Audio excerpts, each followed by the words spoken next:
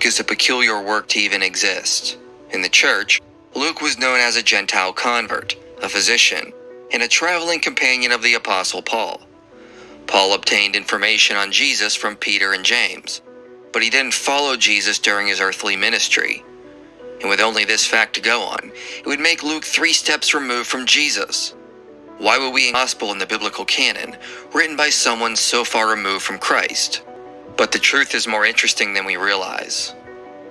When we dive into the Gospel of Luke, we find strong evidence the author obtained eyewitness testimony on what Jesus taught and did.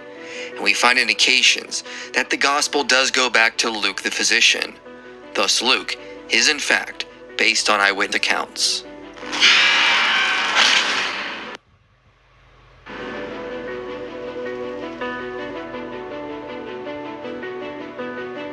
As we noted in the last videos on Matthew and Mark, this is one video in a series on the reliability of the Gospels.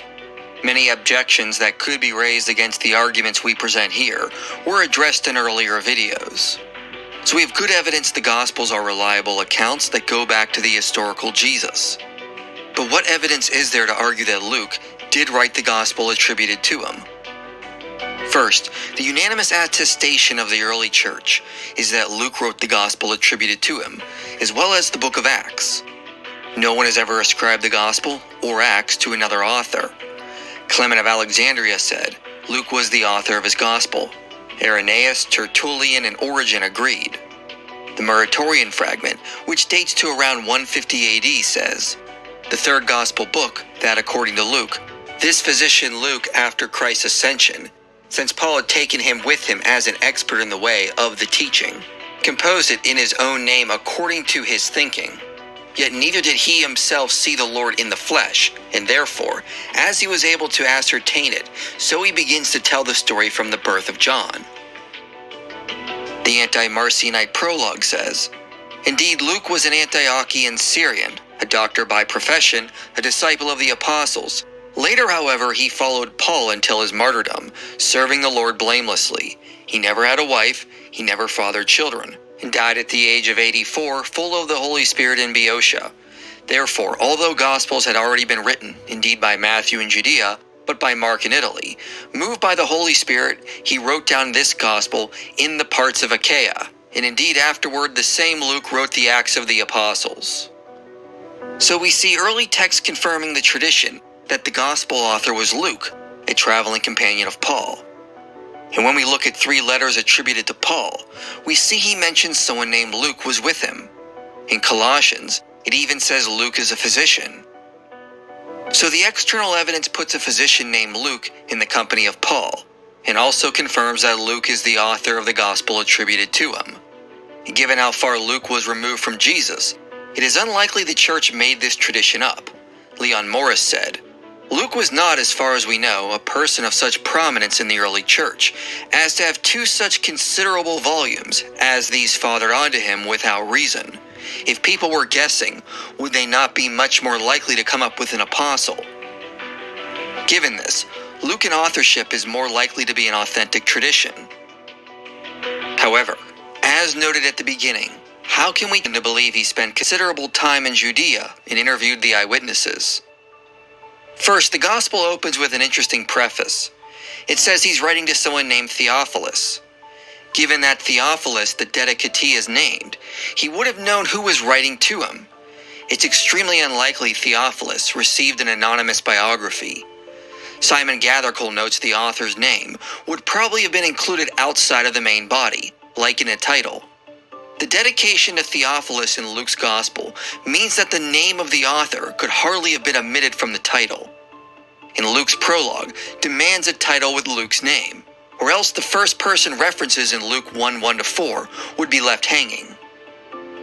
Given that Theophilus would have known who the author was, and that later church fathers unanimously agreed the author is Luke, the simplest explanation is the author of the Gospel was always known to be Luke, which is why we see the same attribution among later church fathers, spread across a wide geographical range.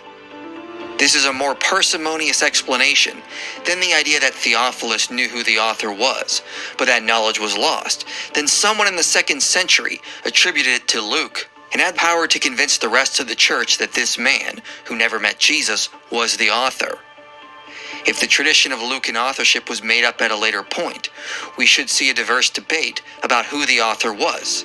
Instead, we see agreement the author was Luke, and the idea at the beginning that the authorship of the gospel was never known to be anonymous. Not only that, but the preface is meant to indicate to Theophilus and others the historical nature of the whole work. Greg Sterling notes, it is one of the most polished sentences in the New Testament. John Moles noted, the preface signals a conscious appropriation of the historical nature of works like that of Herodotus, Thucydides, and Polybius. In other words, Luke intended for his narrative to be read as any other Greek history, and not as fiction. As many observe, not only is Luke or Luke Acts narrative, but it is some sort of historical narrative, that is, a series of past events, in a narrative of past events, especially one drawn up, written up, accurately and in order, and with a beginning and an end. Itself denotes historiography, history itself consisting of things that happened or that were done. After this immediate generic signal, readers must read the rest of the preface historiographically, as the narrative broadly confirms. John J. Peters notes the preface follows a similar method Thucydides employed, and to a lesser extent, the method employed by Polybius. Thucydides indicated the importance of relying on eyewitnesses and being an eyewitness from the beginning. He also taught one could not write accurately about non-contemporary events, because one would rely on old poets who were inclined to exaggerate. Luke followed these ideas and says he was part of a group that received information, not simply from eyewitnesses, but eyewitnesses from the beginning. With this, Luke follows this by stating that he has investigated everything that goes back to the beginning. This means Luke is claiming his information came from eyewitnesses, who saw firsthand everything he is reporting. He also mentions another group as a source, the servants of the word. Luke used a Greek word that was often used for the Hebrew word hazan, as seen in Luke 4:20. The hazans in Judea were responsible for keeping the sacred scrolls in the synagogue. So Luke indicates some special individuals preserved and controlled the tradition of Jesus.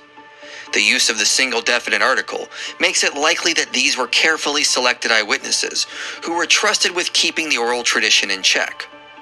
John J. Peters says, Luke may have distinguished these groups of eyewitnesses in order to highlight their respective roles as sources. The narrow group of eyewitnesses, servants of the word, functioning as sources for the reported speeches and dialogues, and the larger group of eyewitnesses functioning as sources for the events narrated.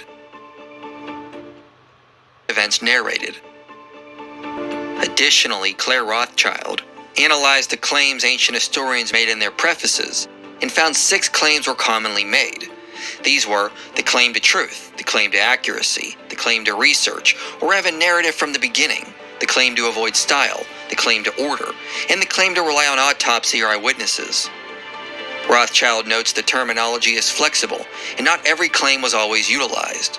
But even with that, Luke utilized 5 of the 6 claims, indicating his work was very much written in the fashion of a history that is meant to pass along accurate eyewitness testimony. Luke also claimed his work as a narration, which is the same word Polybius, Josephus, and Diodorus used to refer to their histories. And Sean Adams noted, Luke's preface falls comfortably within the proportional range of historical prefaces. Eve Marie Becker noted, he used a word that refers to obtaining complete knowledge, which was used in juridical or administrative contexts. One would not use this term unless they were suggesting a high degree of confidence that they obtained accurate and complete knowledge.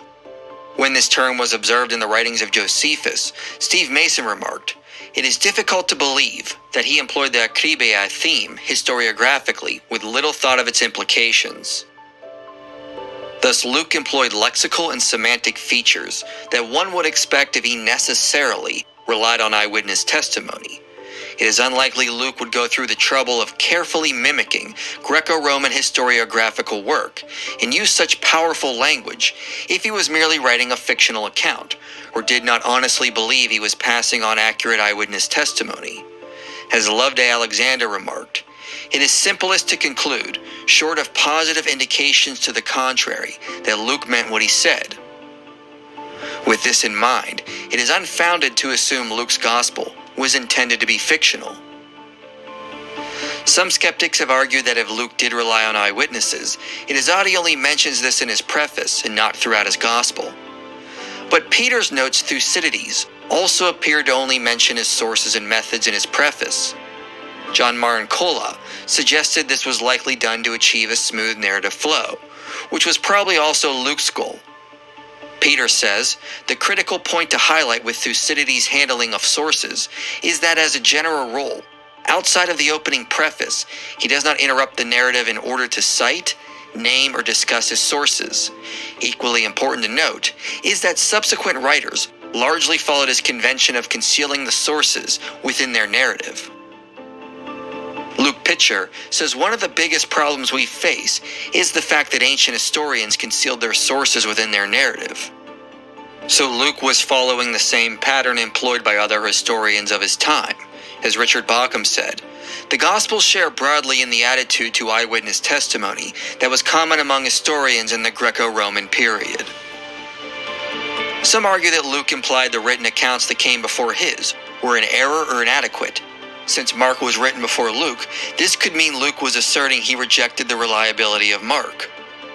Of writers who genuinely criticized their predecessors. Loveday Alexander adds, the real difficulty with this reading lies not in the parallels or in the verb itself, but in its relation with the text as a whole. For in succeeding verses, Luke, by implication, enlists these same predecessors alongside himself as recipients of authentic tradition, and ranges himself beside them, not against them, with words that seem good to me also. Furthermore, since it is pretty clear Luke did use Mark as a source, he may not have rejected it outright, but merely thought it was missing important additional information that he obtained from other sources. John Peters thinks Luke was claiming former accounts were inaccurate, but suggests Luke is referring to the written accounts that he mentions later in the narrative of Acts, which were those of Lysias and Festus. Either way, there is no good evidence that Luke thought Mark, or even Matthew, were inadequate or inaccurate. The preface is not the only place Luke stresses the importance of eyewitness testimony. In Acts, we see he recounts the time the disciples picked a replacement for Judas Iscariot. To meet the qualifications, Peter said the replacement must have been an eyewitness from the baptism of John until the ascension. So Luke noted the importance of being an eyewitness to be an authority in the church. Acts 24 records that Felix had more accurate information on the Christian movement. In the narrative, we can see this is because he was able to consult eyewitnesses, like Paul. In Acts 18, Luke tells us of the preaching of Apollos, but points out he was only taught on the baptism of John. So he needed to be corrected and updated because he obtained limited eyewitness testimony.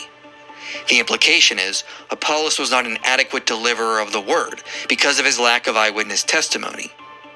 Peter says, Luke's narrative repeatedly stresses examination of eyewitnesses in pursuit of the goal of secure knowledge and secure writing. So also Polybius stresses at critical moments the importance of secure writing. If the author reminds us multiple times throughout his work of the importance of eyewitness testimony, and directly says he obtained eyewitness testimony, if we're being reasonable and apply the principle of charity, the conclusion we should come to is the author likely did consult eyewitnesses of Jesus in order to write his gospel. Luke should be considered innocent until proven guilty. Additionally, we have good reason to believe the author of Luke was a traveling companion of Paul. In Acts 16, 10-17, something peculiar happens. We see the author refers to the apostles in third person before this point, but then he suddenly switches and starts saying we. Colin Hemmer noted, the use of we involves the claim to personal participation. The pronouns return to third person after, but when Paul returns to Macedonia, the pronouns return to first person plural and remain the same until the group arrives in Jerusalem and Paul is subsequently arrested. When Paul is finally sent to Rome, the pronouns again change from third person to first person plural and remain the same until the end. The only other place we see first person pronouns is in the prefaces, where the author is clearly referring to himself. Given this, It is likely the author reintroduced the first-person pronouns only later in Acts because he was present for these events. The charitable interpretation is the we sections refer to when Luke was with Paul for his mission work. Some have argued the author of Luke Acts has merely reproduced the diary notes of someone else and didn't change the pronouns to third person. But this explanation runs into numerous problems. Colin Hemmer notes this doesn't fit with the professional style of Luke Acts, which is a seamless narrative. Why should the writer have preserved mechanically the inappropriate pronouns from a narrative by a different, unidentified person? It is a phenomenon oddly out of step with the smooth Lucan unity we have observed, and it is hard to square with arguments for redaction. Second, why only include the supposed first-person pronouns from his source at various times in Acts? Why not insert this in the Gospel and make it seem like you were an eyewitness of Jesus from the beginning? It is also odd the we passages only show up in the prefaces and sections of Acts that would align with the church tradition that the author was a traveling companion of Paul. A more parsimonious explanation is the author was noting when he was present, and he has already set a precedent in the opening verses of the Gospel that he'll use first-person pronouns when it is relevant. It is therefore reasonable to assume he does this later in Acts only because he was present with Paul at these times. On top of this, Colin Hemmer went through the last 16 chapters of Acts, which are comprised mostly of Paul traveling around the Gentile world. He notes there is at least 84 facts in these chapters that are confirmed by archaeology and external sources. To give some examples, Luke knows the proper names of ports, local industries for various regions, the proper lines of borders, slang terminology, specific landmarks, local variations in languages, and the proper titles for local officials. He knows the governor of Cyprus was called a proconsul, while in Philippi they were referred to as magistrates. In Thessalonica, they were called politarchs. In Ephesus, the chief magistrate was called the town clerk, and the ruler of Malta was referred to as a chief. In the story of the shipwreck, Luke knows accurate sailing times of distance to ports, directions of sailing, relevant meteorological factors, the correct naming of villages, accurate nautical jargon, and the presence of superfluous details concerning even significant nautical maneuvers. Richard Hansen noted that Luke's accuracy and vividness here exceeded Thucydides when writing about similar events. Luke also has to cover the political landscape of Palestine from Herod the Great up until around 60 AD. The problem is this period is incredibly complicated. First, Herod the Great rules a united kingdom, but then it's divided between his three sons. Herod Archelaus is never certified as king, but is allowed to reign.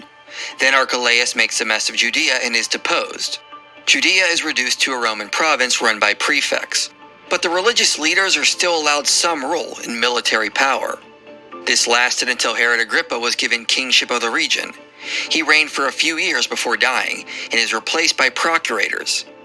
However, later Herod Agrippa II is given some power in Judea, but it's limited. The whole issue is very confusing and befuddles even some Roman historians. But Luke easily navigated through this complicated mess where it would be easy to make a mistake. In telling the story of Jesus in the early church, he accurately depicts the complicated political changes, even though that was not his main focus. One does not obtain this kind of accuracy unless they were an eyewitness or were close with the eyewitnesses. This strongly suggests the author was present for the events of Acts and familiar with the eyewitnesses like Paul when he was absent. And this would of course support the church tradition that the author was a traveling companion of Paul. One of the interesting facts about the second we section is it ends by noting the group had arrived in Jerusalem. Then the author implies he separated from Paul for a few years while Paul was in Roman custody. Corresponding with the preface of Luke, this would have been the perfect time for Luke to interview many of the eyewitnesses in and around Jerusalem. So the author indicates he was not several steps removed from Jesus, but would have had access to eyewitnesses before venturing with Paul to Rome, where he might have been able to find more eyewitnesses, like Peter. To support these claims, an important feature of Luke Acts that indicates he interviewed eyewitnesses is the presence of onomastic congruence in his books. As we noted in the video on Mark's Gospel, onomastic congruence refers to the creation of naming patterns by an ancient author that appropriately reflects the data